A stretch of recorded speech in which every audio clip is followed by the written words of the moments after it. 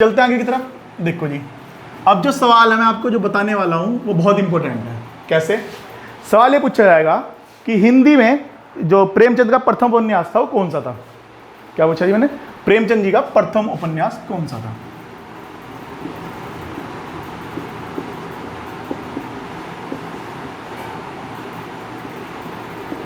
ठीक है ना भाई, अभी मैंने कुछ ये नहीं बोला कि हिंदी में या कैसे, मैंने पूछा प्रेम प्रथम उपन्यास कौन सा था, तो ये था भाई प्रेमा।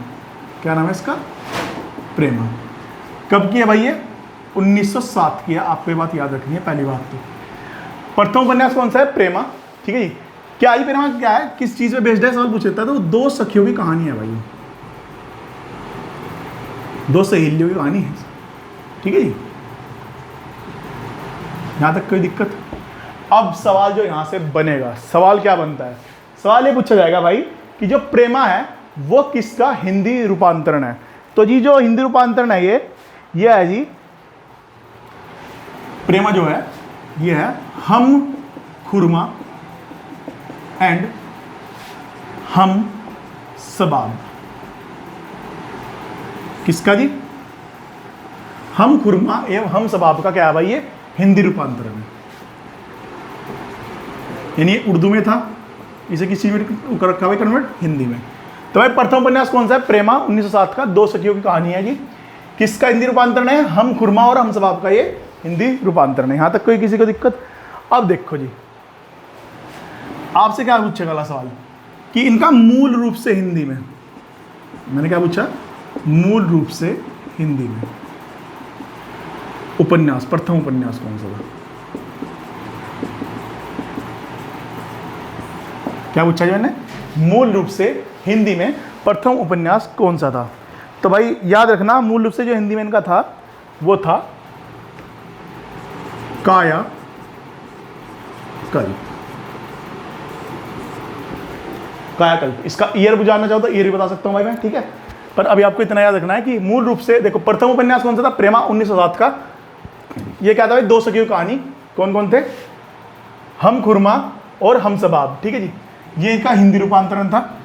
अब जो है ये मूल रूप से हिंदी में प्रथम उपन्यास था जी, जो इनका प्रथम उपन्यास मूल रूप से वो कायाकल्प था। अब एक सवाल बहुत पूछा जाता है, बहुत बहुत बहुत ज़्यादा पूछा जाता है, बता रहा हूँ आपको। सवाल कैसे पूछा जाता है? सवाल पूछा जाता है कि प्रेमचंद जी की ऐसी कौन सी रचना थी, प्रेमचंद जी की ऐसी कौन सी रचना थी जिसे अंग्रेजों ने जब्त कर लिया था भाई, और कौन से ईयर की थी। मैंने क्या पूछा है सवाल कि प्रेमचंद जी की ऐसी कौन सी रचना थी जिसे अंग्रेजों ने जब्त कर लिया था। तो भाई याद रखना, इसका नाम था सोजे वतन। ये त है भाई, कौन सी थी भाई? सोजे वतन। कब की है? 1908 की। ठीक है जी, यानी कौन थी भाई? सोजे वतन। ये क्या कर लिया था भाई? इसे अंग्रेजों ने जब्त कर लिया था।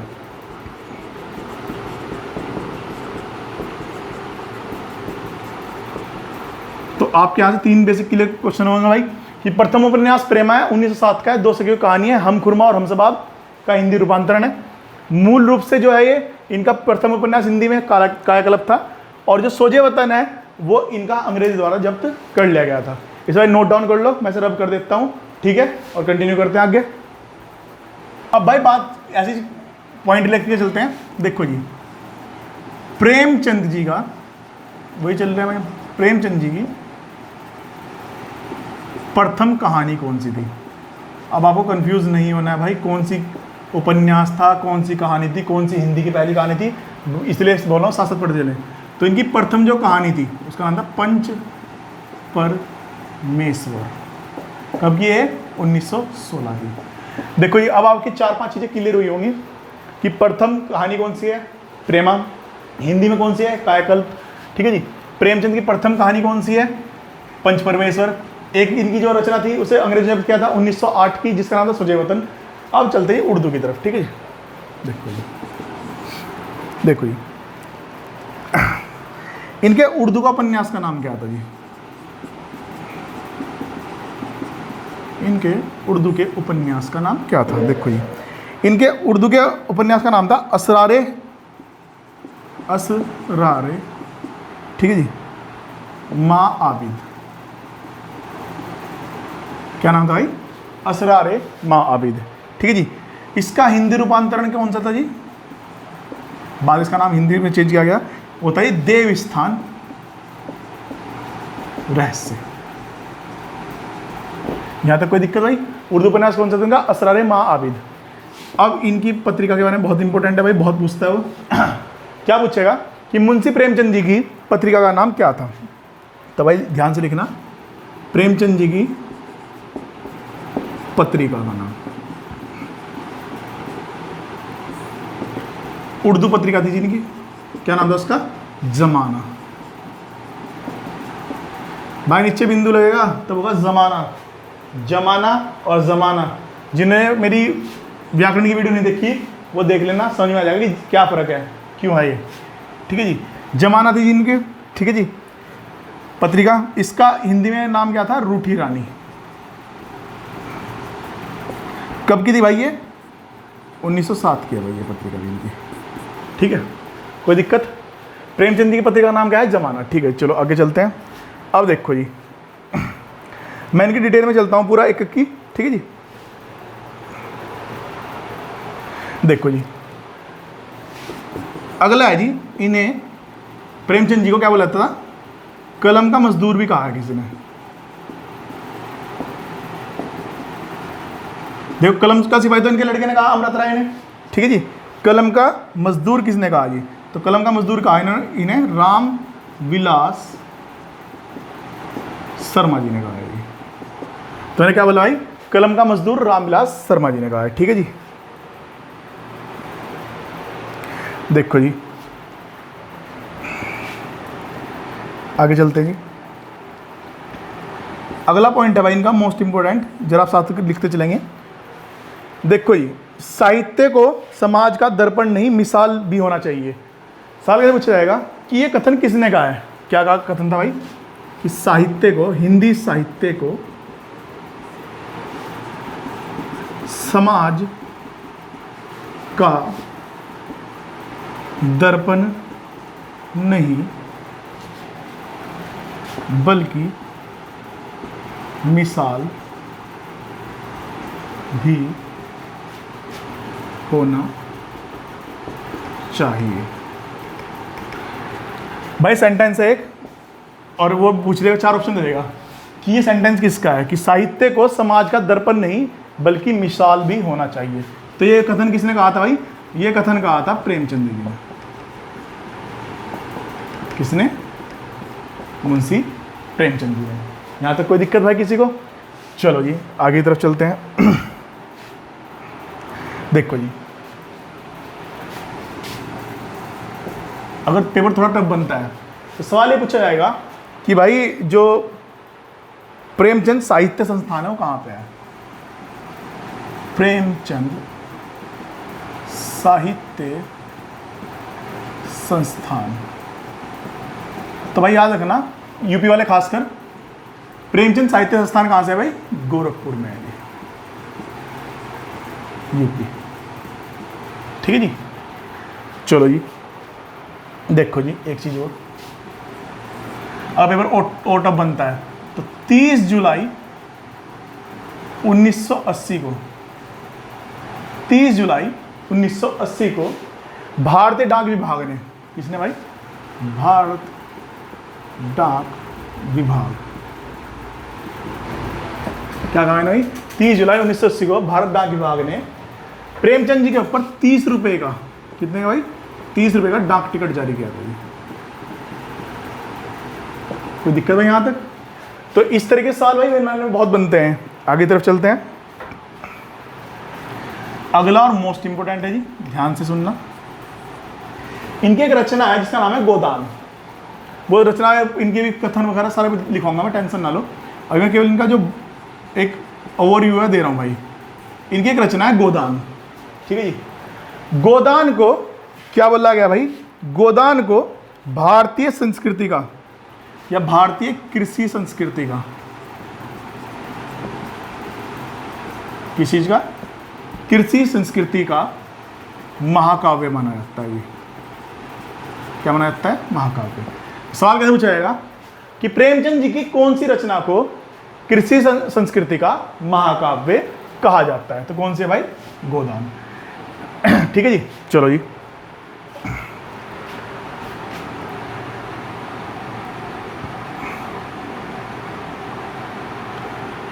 देखो जी अगला मोस्ट इंपोर्टेंट, देखो जी प्रेमचंद जी को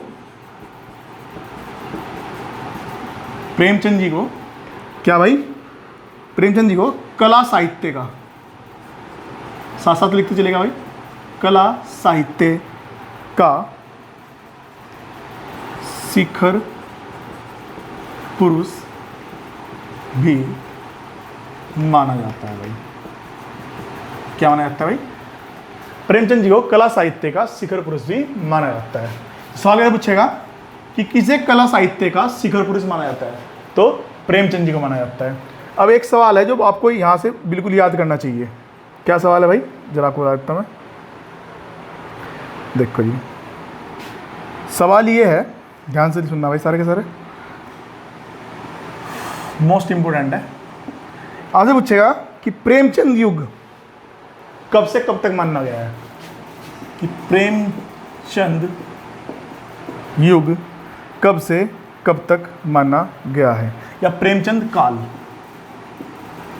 आपको याद होगा मैंने हिंदी साहित्य में काल पढ़े थे, आधुनिक काल में, ठीक है जी, द्विवेदी युग, भारत हिंदू युग, फलाना युग।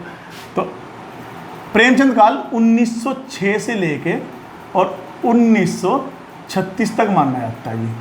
ठीक है जी।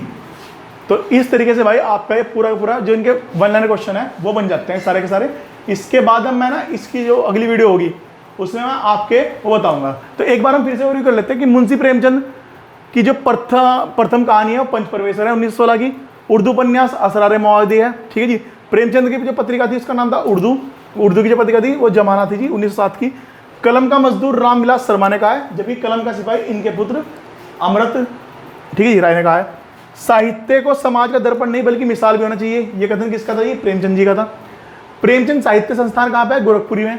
30 जुलाई 1980 को भारतीय डाक विभाग द्वारा 30 रुपये इनके ऊपर टिकट जारी किया गया। गोदान को कृषि संस्कृति का महाकाव्य कहा जाता है। प्रेमचंद को कला साहित्य का शिखर पुरुष भी माना जाता है। ठीक है जी। और प्रेमचंद काल कब से कब तक रहा जी? 1906 से लेकर 1936 तक। ठीक है भाई। अब इसकी सेकंड वीडियो मिलते हैं आपसे। ठीक है। तो एक बार फिर से स्वागत है आपका हमारे यूट्यूब चैनल पे जिसका नाम है स्टडी जोन, और मेरा नाम है दीपक कश्यप।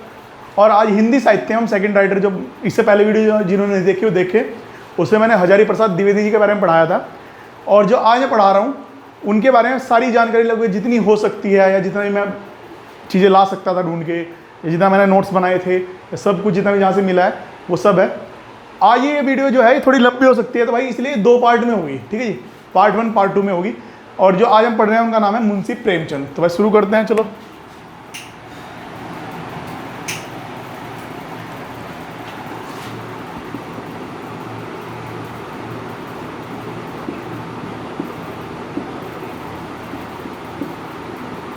मुंशी प्रेमचंद, चलो जी।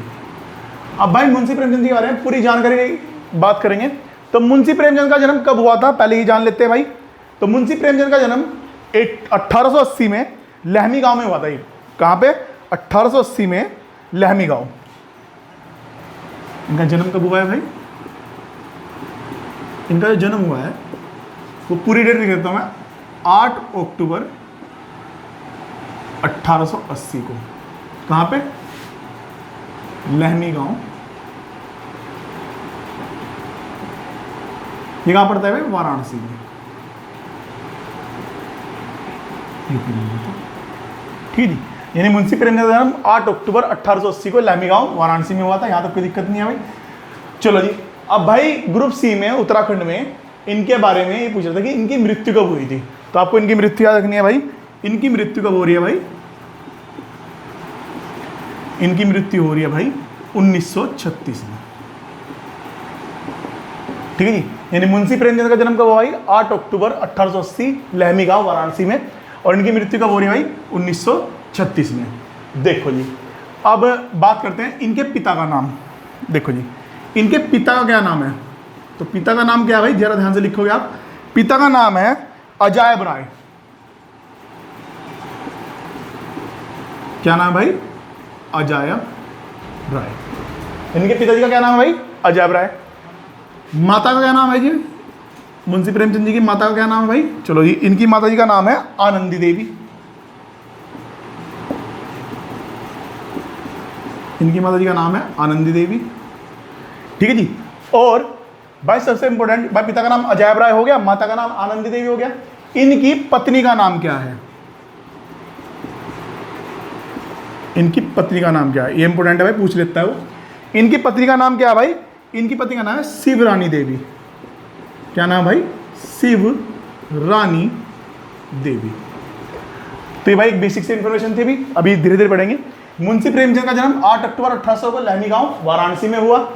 मृत्यु 1936 में हुई, ठीक है जी। पिता का नाम अजायब राय, माता का नाम आनंदी देवी और इनकी पत्नी का नाम है शिवरानी देवी। यहां तक किसी को दिक्कत? अब आपको एक दो चीजें बताता हूं मैं। मुंशी प्रेमचंद का असली नाम मुंशी प्रेमचंद था ही नहीं भाई। अब ये पूछोगे ये क्या बोल दिया, तो इनका मूल नाम के बारे में बात कर लेते हैं। देखो जी, इनका मूल जो नाम था, जो इनका मूल नाम था वो था धनपत राय। क्या था जी? धनपत राय। तो मुंशी प्रेमचंद जी का जो मूल नाम था वो था धनपत राय। अब ये सवाल तो बनता है भाई कि भाई जब इनका नाम धनपत राय था तो इन्हें मुंशी प्रेमचंद किसने कहा? सोचने वाली बात है भाई, बिल्कुल सही बात है, आपके पूछना भी चाहिए भाई क्यों है। तो याद रखना जी, धनपत राय को मुंशी प्रेमचंद नाम, जो मुंशी प्रेमचंद नाम है वो किसने दिया है? मुंशी प्रेमचंद जो नाम है वो किसने दिया है? तो भाई ध्यान से लिखना सबके सब, ये दिया है दया नारायण मिश्र ने। सवाल कैसे पूछा जाएगा कि मुंशी प्रेमचंद जी को मुंशी प्रेमचंद नाम किसने दिया है? तो किसने दिया है? दया नारायण मिश्र ने। यहां तक कोई दिक्कत भाई? अब इनके बहुत सारे नाम हैं, अब धीरे धीरे मैं आपको बताने शुरू करता हूं भाई। चलो जी, देखो जी, इनके अन्य नाम है भाई, और नाम लिखता हूं मैं, इनके अन्य नाम के हिसाब से चलते हैं। देखो जी, इनका एक अन्य नाम है भाई उपन्यास सम्राट।